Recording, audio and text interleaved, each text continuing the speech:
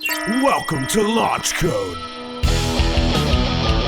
premier business podcast, starring Evan Hafer, Matt Best, and Jared Taylor. Today we continue with part 2 of 3 in our conversation with Donnie Vincent.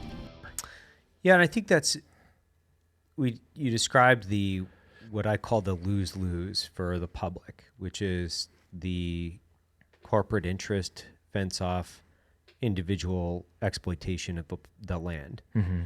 Then there's the naturalist in us, because I would do the same thing, by the way. So, however, I also think that would be ethically wrong of me, because the wilderness and having a company that operates within a wilderness area is an interesting aspect of this, because I know how important it is to get people out into the environment that have never been there before. Yeah. Because we fight that on the other end, which is the trim back of access to the wilderness area. And we are in constant threat of getting permits pulled altogether. Mm-hmm. And it's not the economic interest that I'm afraid of losing. I'm afraid of losing access because of the experience that the Frank Church provides me every year, and the experience that I want it to continue to provide my friends and family every year, because we are good stewards of the environment. We do respect it. We wouldn't go to the middle of the Frank Church to, shit in the river and throw our trash around and chop down trees and disrespect something that's so important to the family. That's given my entire life of experience, education, and interaction, and not necessarily to come to that conclusion, because I came to that conclusion a long time ago. But I think that's the important part of the public-private land conversation, is getting people out to experience the wilderness in a way that is beneficial to them, while also educating them to make sure that it's there to continue to be experienced for generations. Because I do think that there is a relatively large percentage of the population that feel and or think that it is acceptable to exploit the environment in every way, shape, or form possible, that it's there for their own.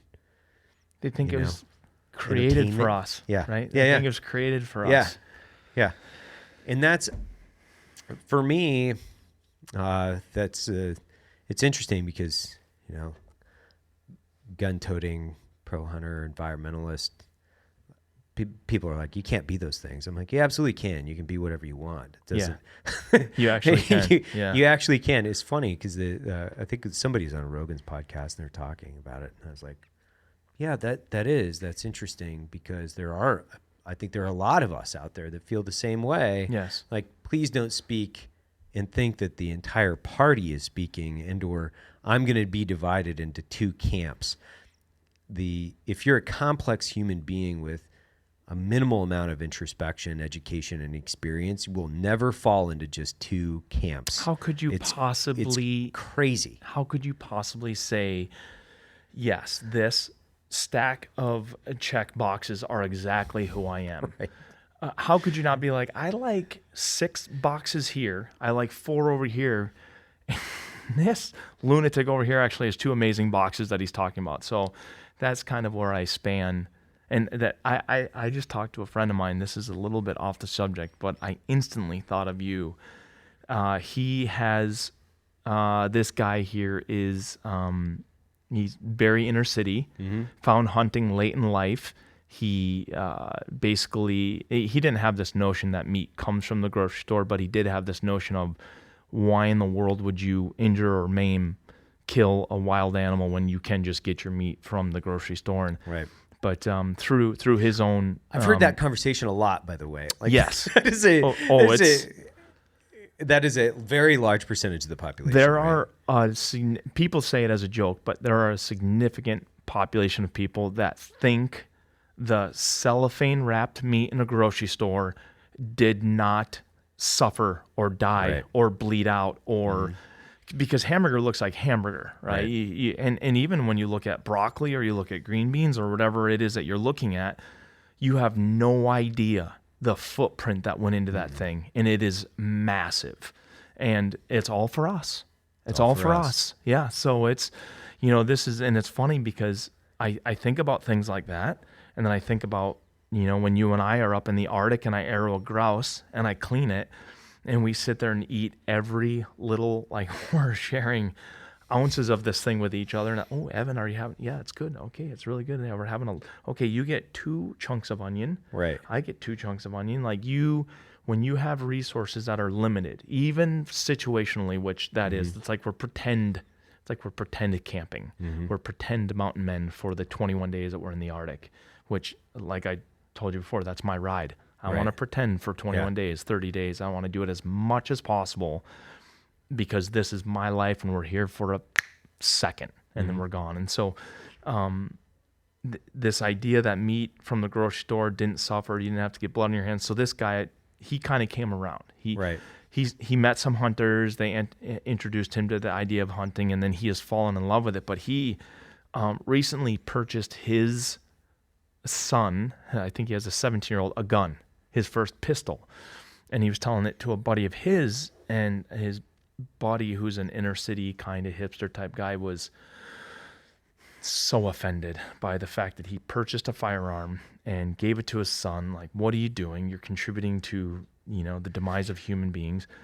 And they kept talking. And then this guy that was mortified by this said, well, he made mention of something in his own life where he owned a firearm. And my friend was like, whoa, you own a gun? And he said, well, yeah, I own a gun. And so he's like, back this bus up, man. Like, back this bus up. And I won't go down this road, but originally they were talking politically. They were trying to figure out like who they're going to vote for in this last presidency election. And this gentleman owns a gun because he says, and I quote, "We are one step away from a rabies vaccine mixing with something like the swine flu, and having a zombie apocalypse." So this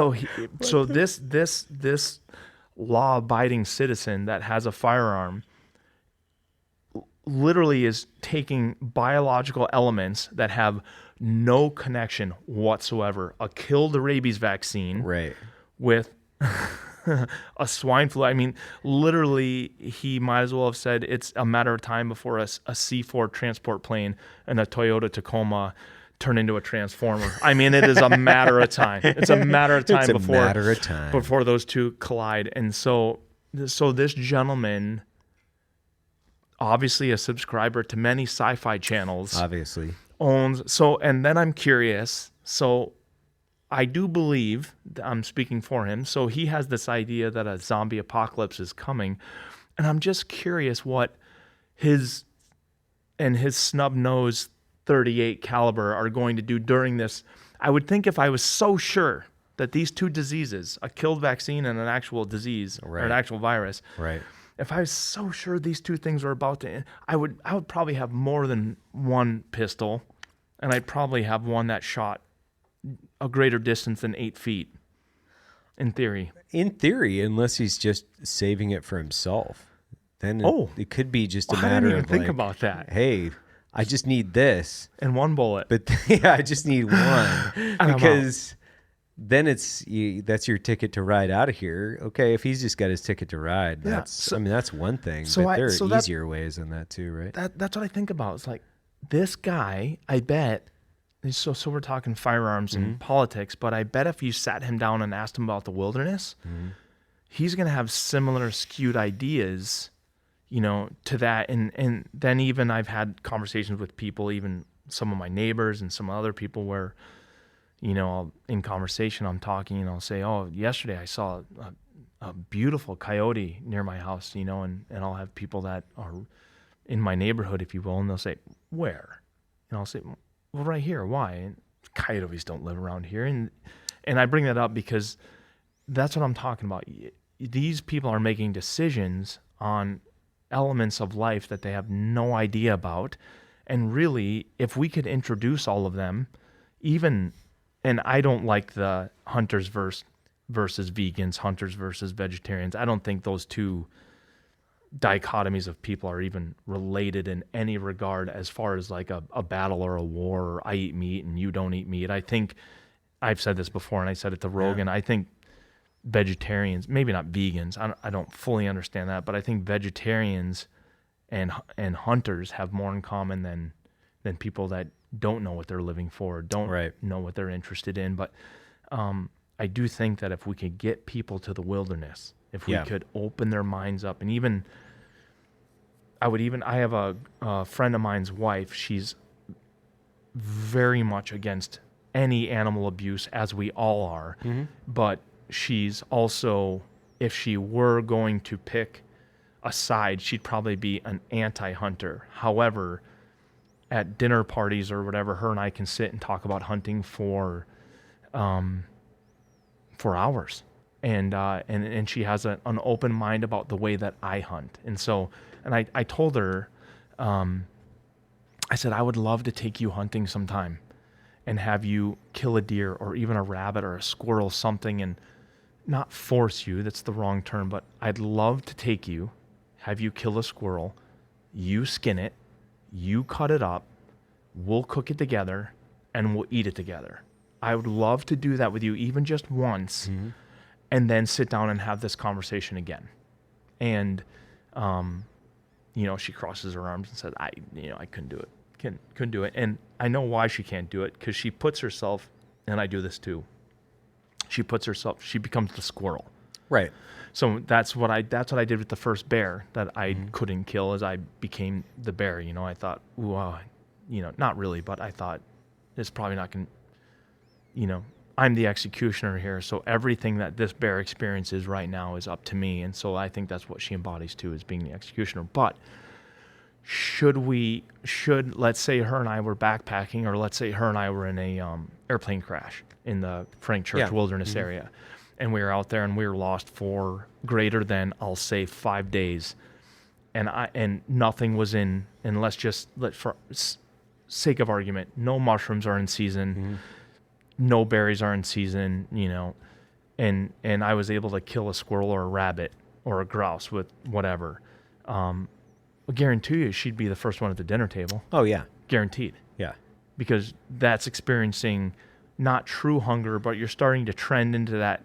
You're starting to trend into the idea of I really am hungry. So a lot of my, perceived morals and ethics, I'm going to tuck those things away so I can eat a little bit of this grouse meat to feel stronger. And, so I just, the society we live in, even the one that I live in, afforded by gentlemen like you, I get to walk around. I get to fly to San Antonio from Minneapolis last night to come and do a podcast with you. There are a lot of other countries that you can't do this. Right. Yeah. So it's appreciated, and I'm aware. Well, I think it's so interesting because within social media, because the two of us obviously spend some time interacting in social media, and everybody has an opinion today. Mm-hmm. Everybody mm-hmm. has an opinion, so that the vegan and hunter camps, right, the teams, however we want to play that out, I don't like putting people into those camps necessarily. I think that it's fun and funny for me to poke fun at both camps, depending on the scenario, because the diehard vegans that are, they're going to create a litany of data that can validate their opinion, whether it right or wrong. They don't actually know, because they weren't in the lab conducting the tests, mm-hmm. nor because there's such a small amount of people that have actually done that. And for such a short period of time. And on the other side, there are a lot of people that just regurgitate information that has been pushed out to them. So it's this conversation that's kind of loud and obnoxious, and it's funny just to kind of watch it from the outside. However, you've been in that. Yeah. So from my perspective, I look at it and I'm like, these conversations are a little bit crazy. A tiny bit. Yeah, a little bit crazy, because what you're doing is not illegal.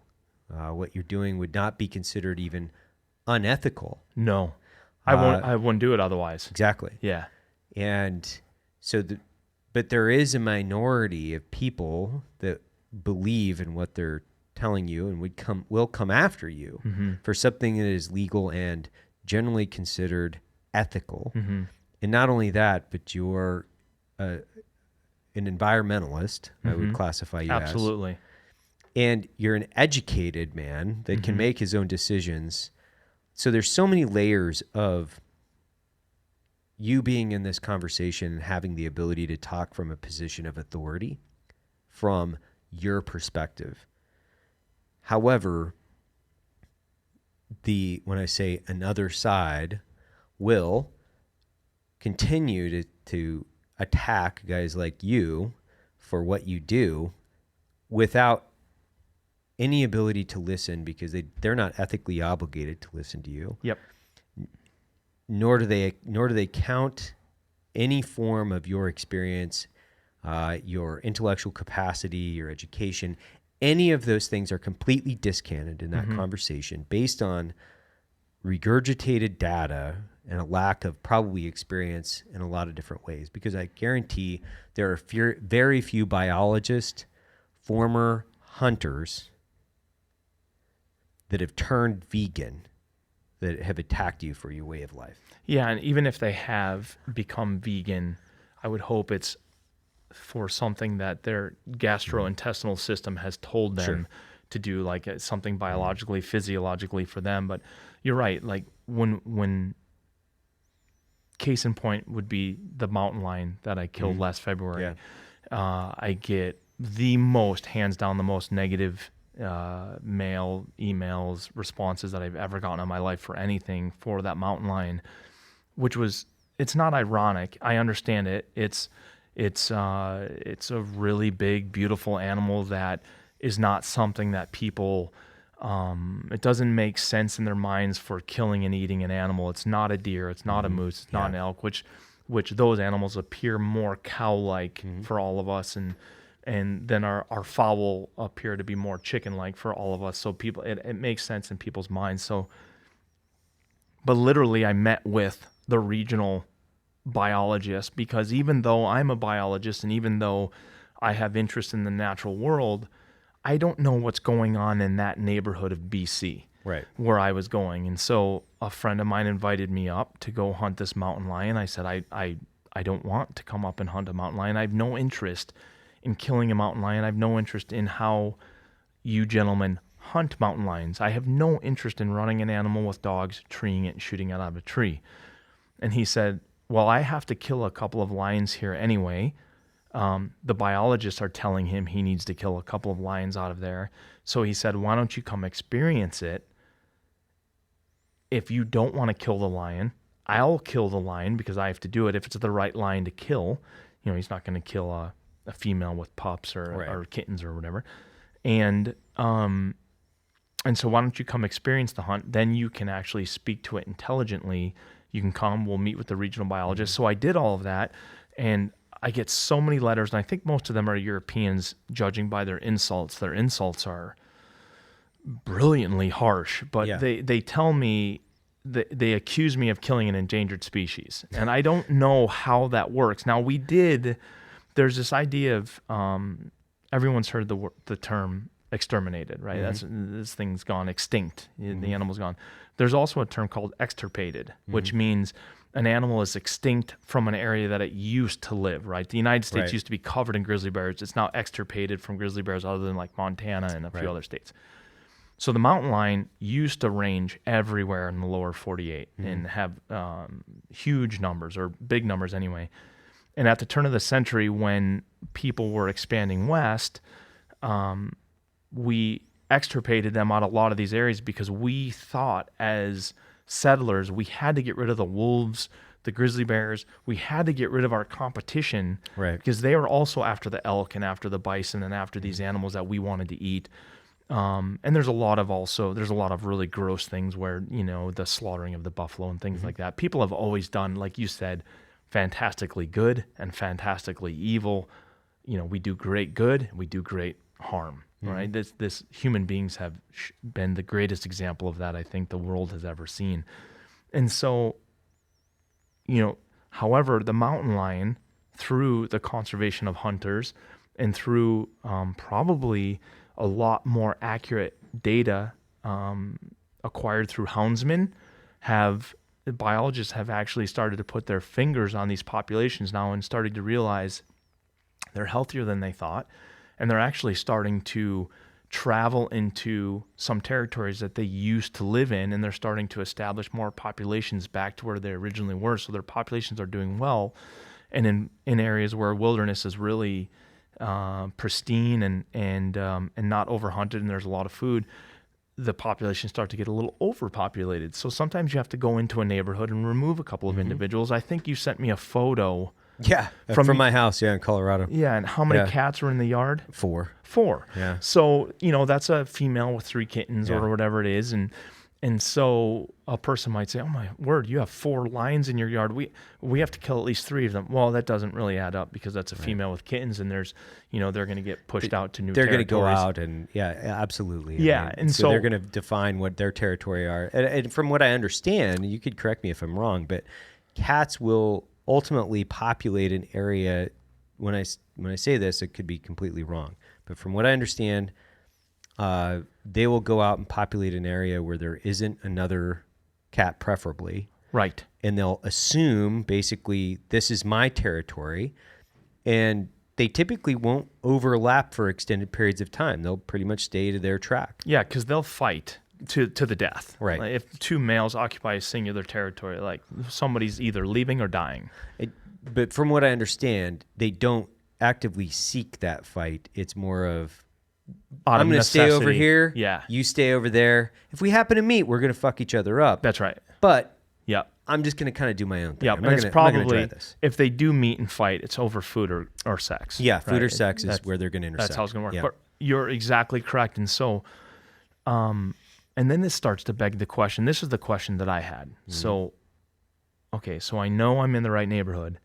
I know the biologists want a couple of lions killed out of here.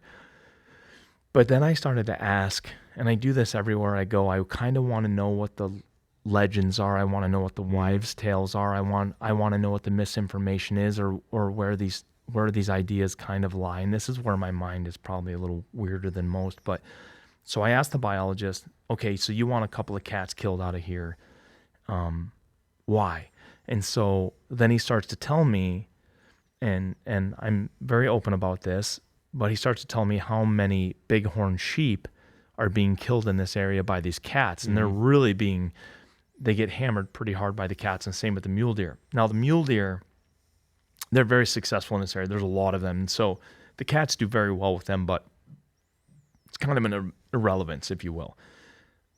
But the sheep, there are not a lot of them. And the sheep are very expensive to hunt. They're very expensive to transplant. There's a lot of attention, a lot of publicity around the sheep because they're big horns. They're beautiful. People come to see them. They occupy the cliffs. And so it's an attractive megalofauna.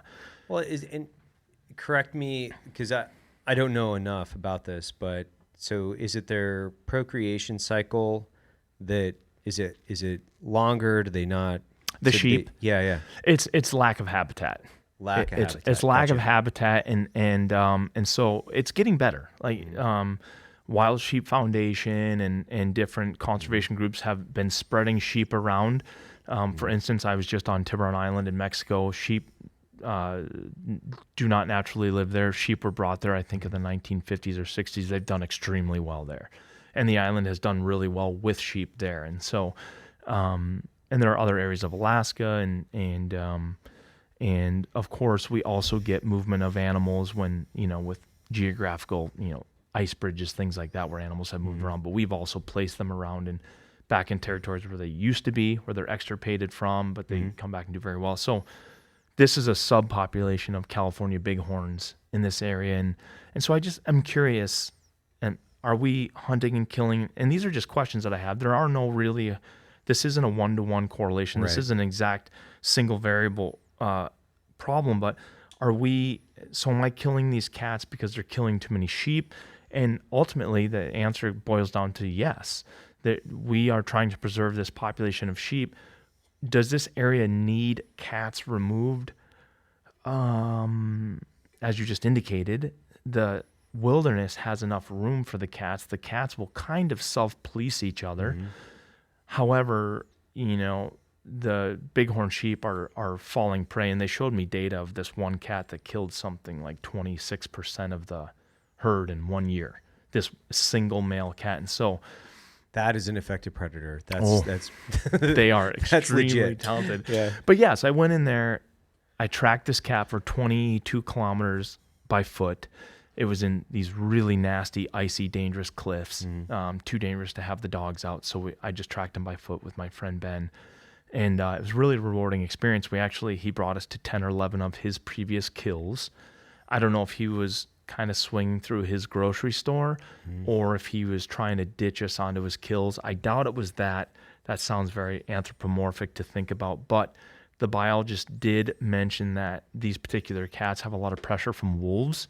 Oh, so they're trying to ditch because the wolf will stop by the kill and they'll be held up. Gotcha. So the wolves... Where cats live, cats are a lot more successful at killing than the wolves. So the wolves know this, and if it's 2 or more wolves, they'll just bully a cat off its kill and take it. Oh, okay. So the wolves starts to kind of be a slighted symbiotic relationship. Instead of hunting for themselves and wasting energy and trying to come up with a scheme and a tactic, they'll just follow the cat, wait for him to kill and steal it. Right. So these cats will kind of do this killing and caching of food so that they can go and eat in peace. And so he led us through all these things, and then we finally got him up into an area. We didn't get him up. He led to an area. And I could have killed him once.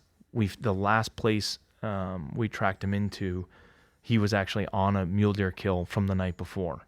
And I was bow hunting at the time. Had I been rifle hunting, I could have killed him right then. He was probably 80 yards away on top of the kill. And then he left up and started to go up into the dark forest. We tracked him up there, and we did release the dogs right at the end. The dogs got on his track, trailed him, treed him. I ended up killing him.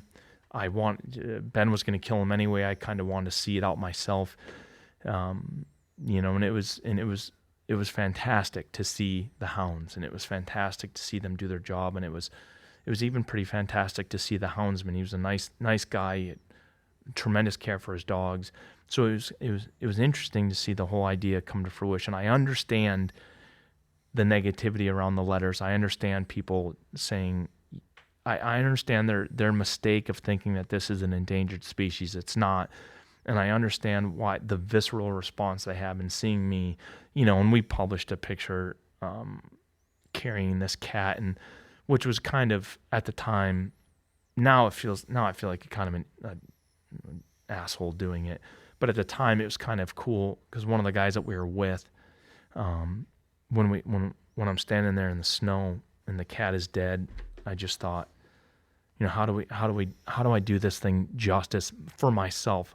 I like the suffer when you kill a moose or a caribou and you skin it, cut it up, fill your backpack with it, but that doesn't really work for a cat. I suppose you could do that, but and he just kind of casually mentioned, he said, well, the old timers carried him out. And I just thought, oh, that. And I just instantly, I'm such a romantic guy that I just instantly pictured this old timer, with his lever action 30-30, right, his buckskin gloves that his wife made or whatever. I do this thing all the time, but having a cat on his shoulder or over his shoulders and carrying it out. And so that's why we did it. But, so I did the whole experience. Was it the greatest hunt of my life? No, but I don't even really know what that means. For me, the greatest hunt of my life is you and I sharing time in the Arctic and arrowing a couple of caribou or shooting them with rifles or whatever, and experiencing that entirety of the trip and all of the different nuances that we've been describing on this podcast. That'd probably be the greatest hunt of my life. But I now understand it. I asked a few difficult questions to the biologist who gave me more information than I had going into it. I understood now that this cat that was approaching 180 some pounds, was only 2.5 years old. Wow. 2.5 years Right. old.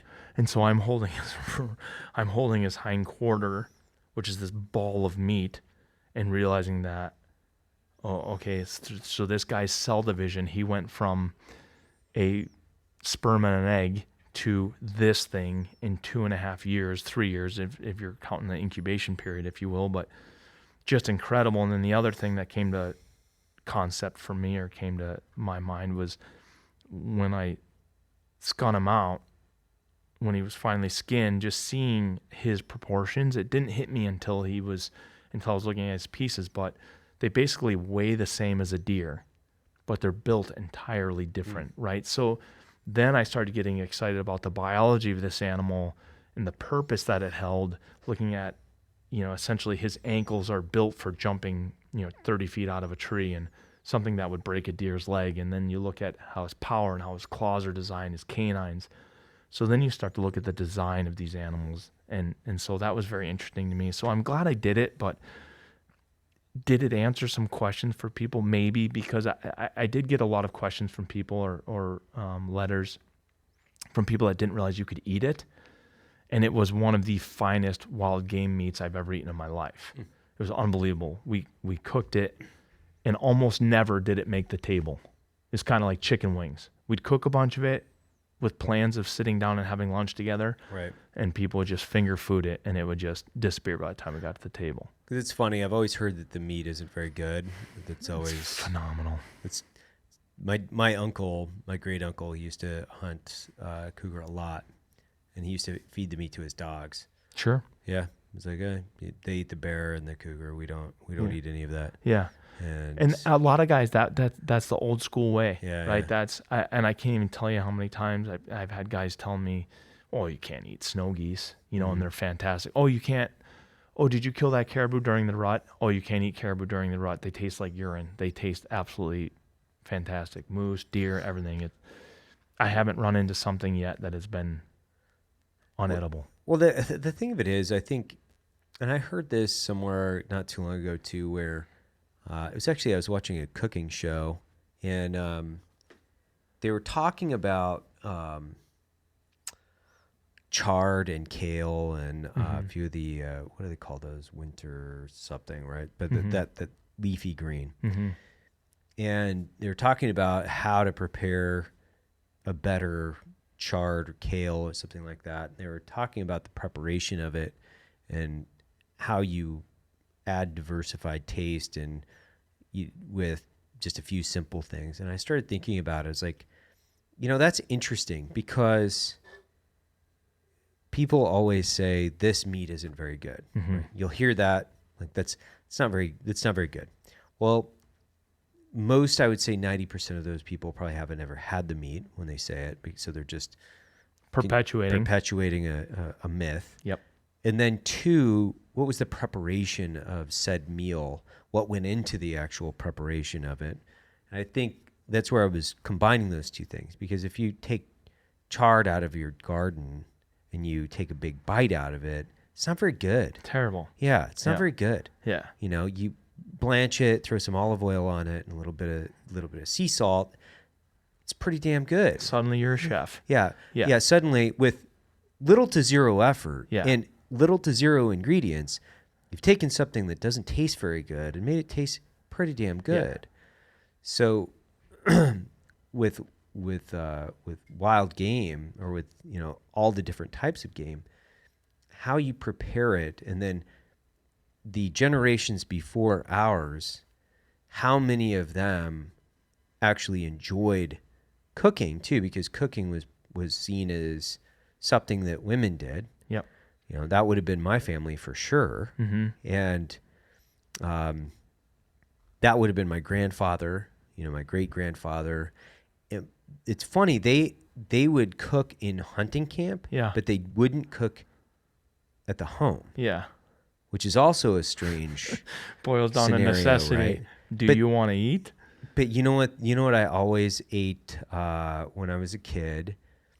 Any moose that was ever prepared for me. Now, you know how it was prepared?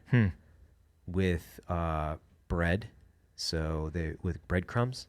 Oh, yeah. And then seared in like butter or whatever. Yeah.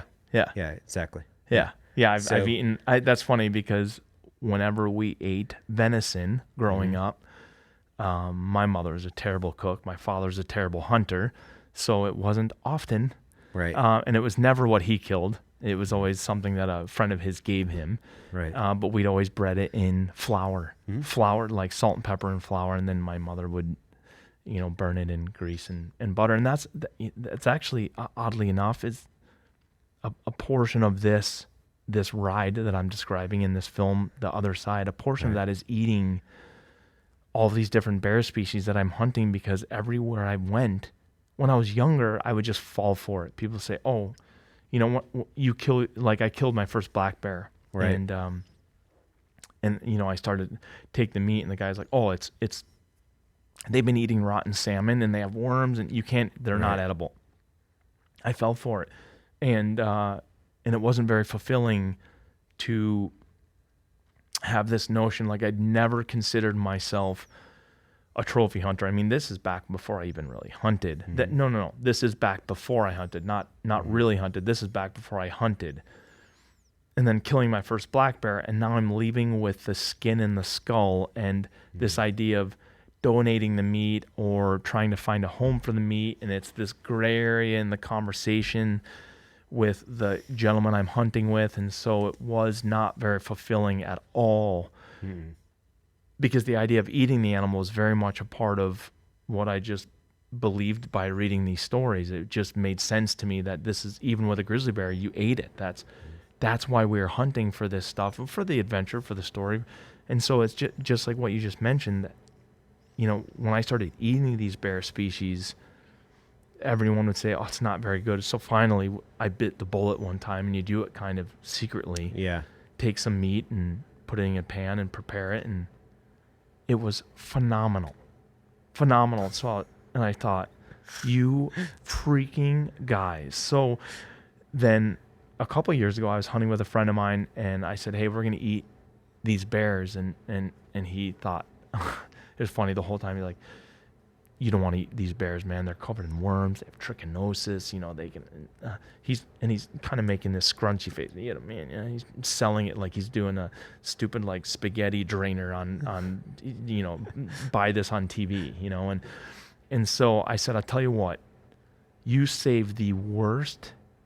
I knew he was hunting these two old bears, and he had ended up killing one. This thing was like 15, 16, 17 years old. Right. I said, "Save me some of the meat from it, because we'll prepare it for dinner." And he saved it for me. And it's funny because when he pulled it out, he put it in the freezer. When he pulled it out of a trash bag, and it was yellow, and it was stinky and slimy. And he's like, "I'm telling you, we're not going to eat it." We cooked that bear quarter for dinner, and it went so damn fast, your head would spin. And this is an animal that shouldn't taste. This thing has been eating rotten fish for the last 3 months. Right. Been eating things that have tapeworms in it. Very likely has trichinosis in its flesh, which you just have to cook to a certain temperature and it gets rid of the parasite. Right. But all the odds were stacked against it. It's the opposite of a big fat piece of Texas beef, right? This thing, if I tell you about it, you're not going to want to eat it. But we cook it, we prepare it well, and we fed it to him, a guy who's been guiding bears. We fed it to him, and all of a sudden, I just talked to him this last spring, all of a sudden, none of his bears get left in the forest. None of them. He takes them all. And I asked him, I said, "So how do you," because his hunters don't take, most of his hunters are Americans. He's from Canada. And you can't take the bear meat back across the border. It's just not allowed. So you have to consume it there and then donate it. And it was really funny because he keeps as much of it as he can, but he can't eat all of those bears that they're killing. So he has to donate it. And he called a charity place in town. And he said, "By chance, do you guys take bear meat?" And the lady said, "Bear meat's our favorite. We'll take every bear that you guys get. Bear meat's our absolute favorite. Everyone that comes here is basically like a soup kitchen." And they're like, everyone here, when they hear we're cooking bear, like they come a running. And so it was just a really rewarding experience for him. But had we not broken down that wall, Right. even though it's just one individual, it's just that's exactly what you're talking about. It's these wives' tales, that's what this film is all about, to be honest with you, man. Me asking myself questions, Right. not necessarily coming up with answers. And then that's kind of how I'm going to continue to go through my life, because I found the more questions that I ask myself, and the more I surround myself with people like you that I can ask questions to, that I feel more fulfilled and I'm happier, whatever that means in my life. Doesn't mean I have a full bank account. Doesn't mean that I'm the most successful hunter or even a very good hunter, but it does mean that I'm going through my life with purpose, Right. and an understanding of how I want to live. Well, it's funny because we live in a time, right? We live in a time, and not only that, but we're in a place where we have the ability to do this. Like, we have the ability to ask questions. Yeah. I think that's an amazing thing. I think it's an amazing thing to have, because it's a gift. We don't have to find the solution to where our next meal is coming from. You know, Yeah. we don't Right. have to go to work in the sweat factory to feed, the 7 kids in the household because our parents died or Yeah. whatever it is, right? Like, That's right. We have an incredible gift. And the complexity of life is so interesting. And I think that's one of the things that I continue to struggle with, because I don't have 100 brains. I wish I did.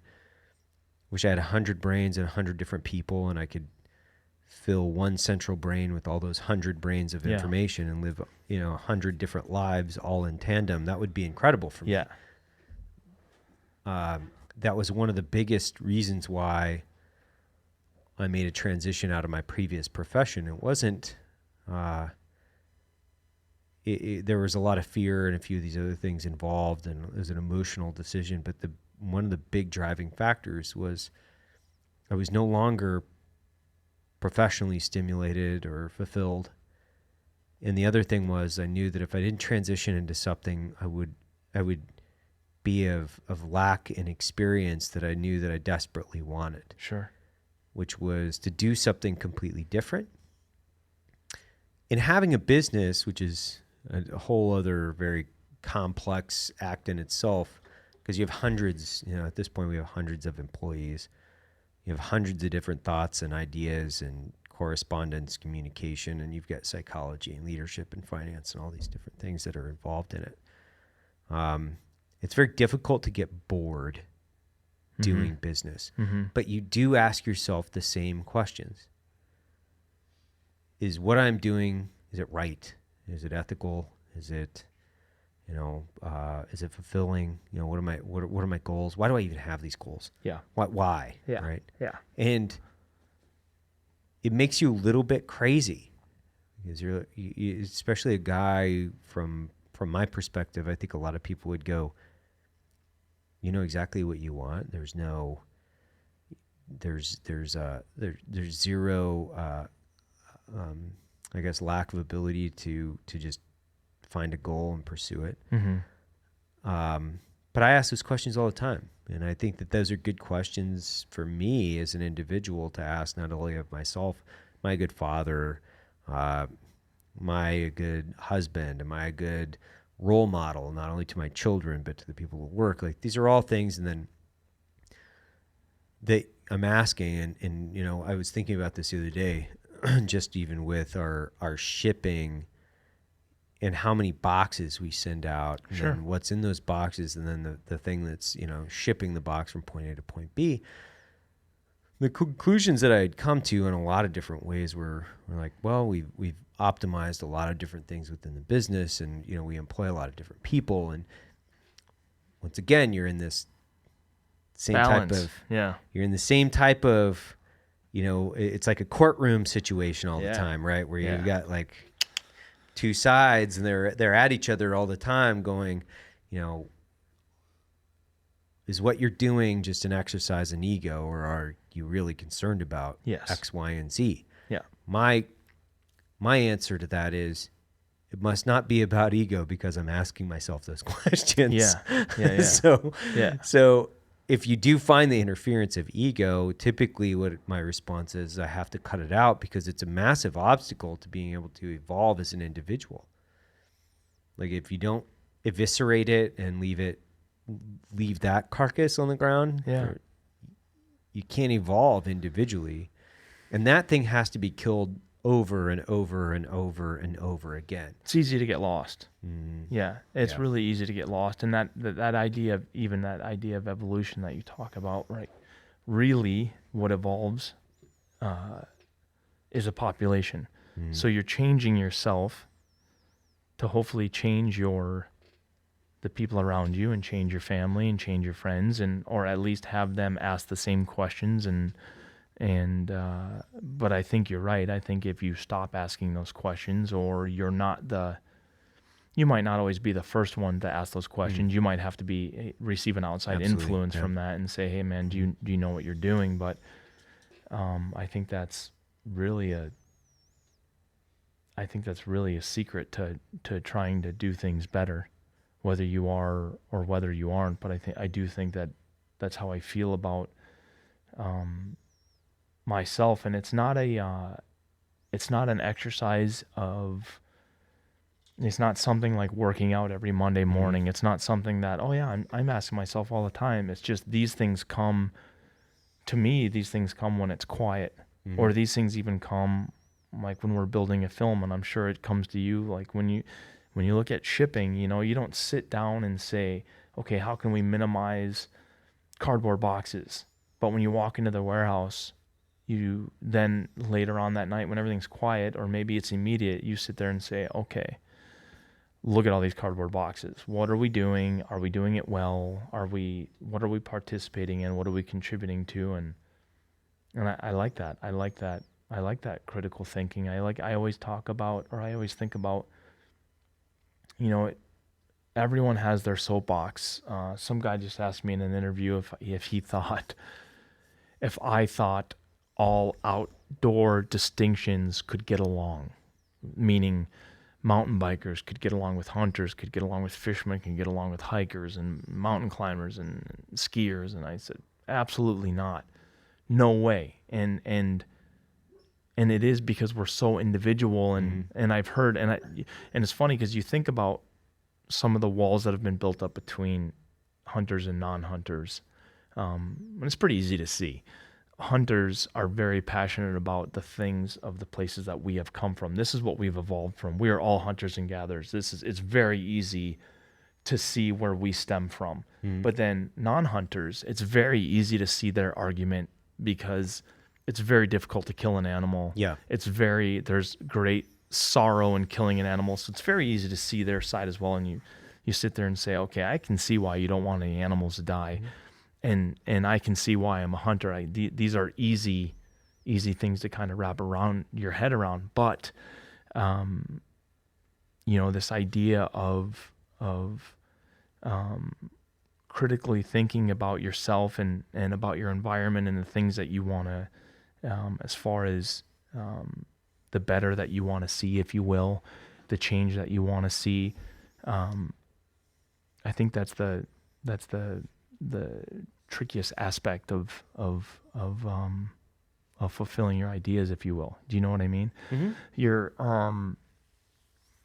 this concept of it's easy to see some principalities of it. It's difficult to see others, and just realizing where you kind of fall in among it, all of it, if you will. So, well, I think that's the thing is when you ask questions of yourself, and then you try to answer those questions. That's in today's world, in our society, and I'll put this all together, hopefully in an articulate way, but people want yes or no, and even for themselves. Black and white. Black and white. They also don't want to take years to try to answer questions, and maybe even their life, and if they take the rest of their lives in pursuit of asking a question and might not actually getting to the answer and being okay with that, psychologically and or dying and being wrong. Mm-hmm. I think that's a big jump for people, at least it was for me, which is I'm never going to know some of these or the answers to these questions. Yeah. And I won't have 365 days, 16 hours a day to even discover what the answer is. But I can continue to develop my information and continue to feed that so I can develop a more refined hypothesis to this and/or theory or come closer to some of these things. And you're going to open your mind in the process, right? Like if mountain bikers are always hating hikers or who are always hating, it baffles my mind a little bit. Some of these walls that we see are easy to see, like hunters, non-hunters, but then you'll talk to a hiker and a mountain biker and they're like, oh, I hate those guys on the bikes, and you just think, you don't like the guy on the bike? Yeah. Like but in asking yourself these questions, you're things that you might not have answers to, you're opening your own mind. Right. And so I always think of this idea in the regards of being a hunter, that you should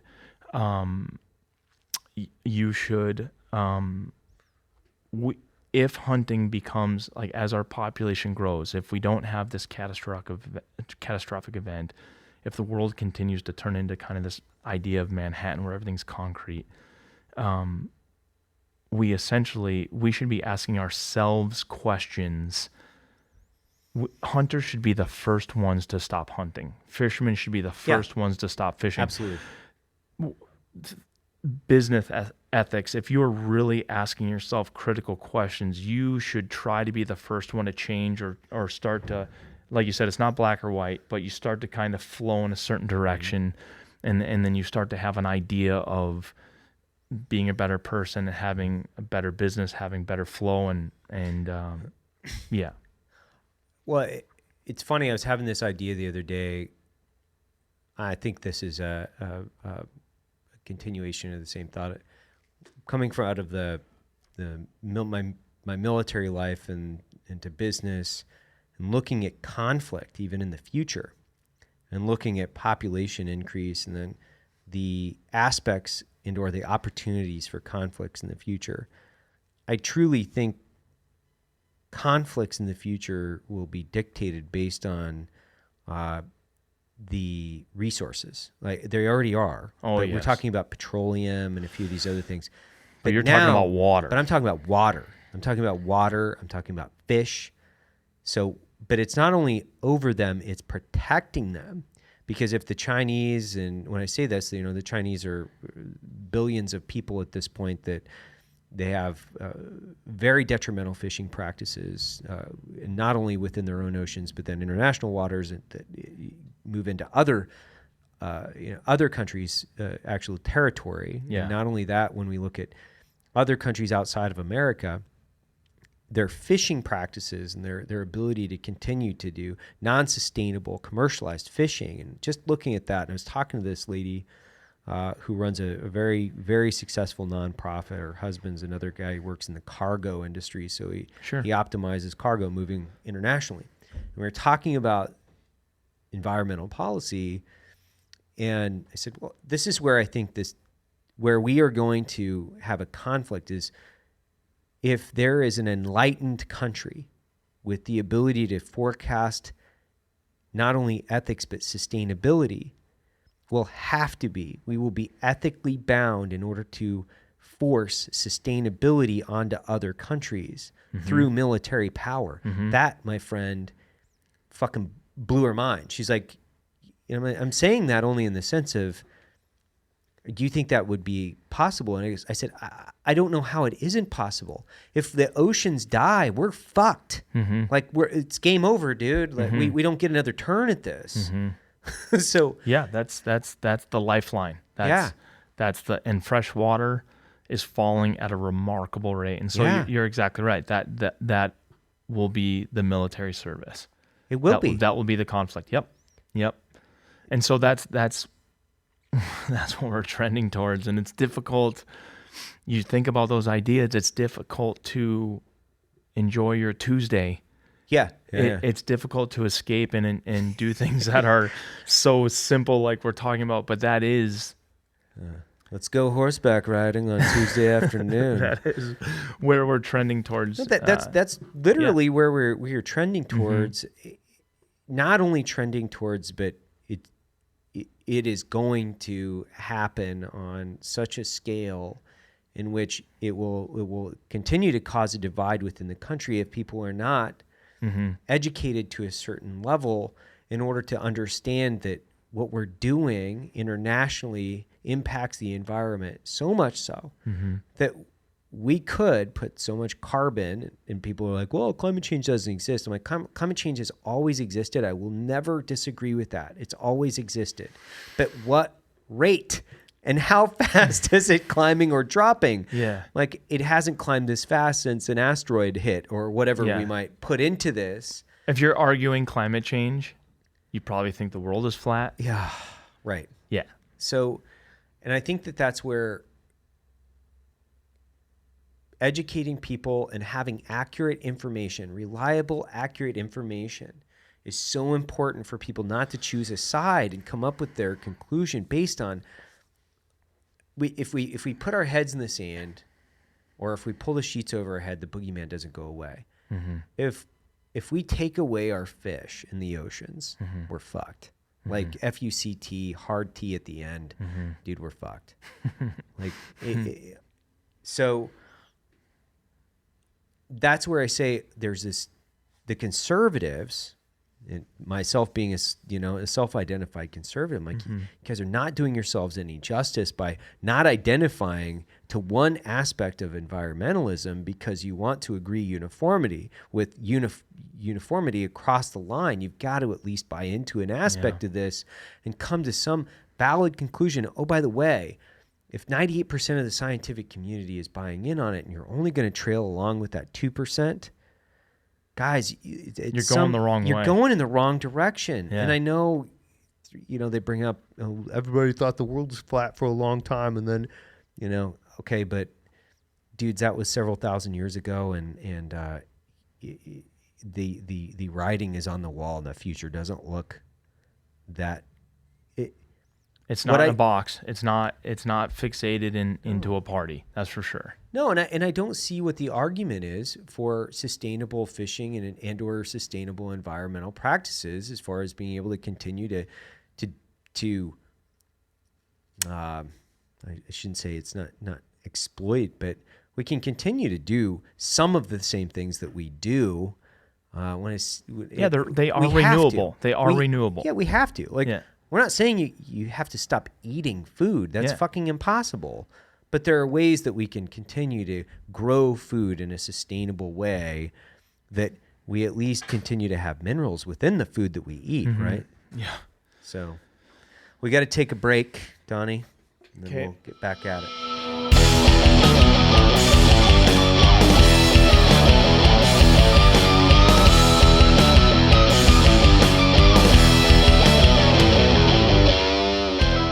Tune in next week as we conclude with part 3 in our conversation with Donnie Vincent.